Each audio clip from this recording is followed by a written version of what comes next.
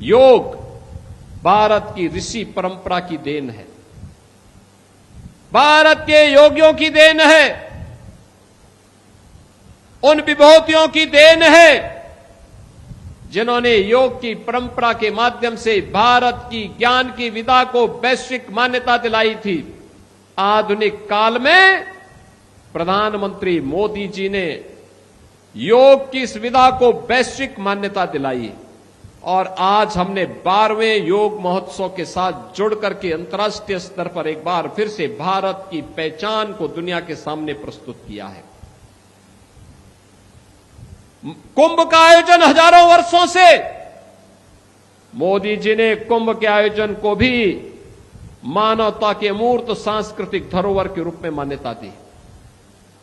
भारत की परंपरा को अब दुनिया मान्यता दे रही है। अब पहचान का संकट नहीं है।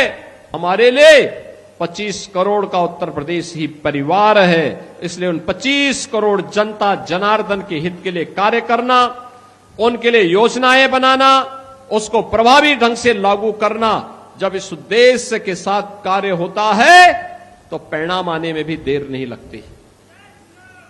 बहनों और भाइयों, आज उसी का परिणाम है। जब मैं पहली बार 2017 में मुख्यमंत्री बनने के बाद बुंदेलखंड आया था, मैंने कनेक्टिविटी के बारे में पूछा गया। लोगों ने कहा अच्छी नहीं है, तो मैंने उस समय बुंदेलखंड एक्सप्रेसवे की बात की थी। आज मुझे बताते हुए प्रसन्नता है, बुंदेलखंड के पास अपना एक्सप्रेसवे है।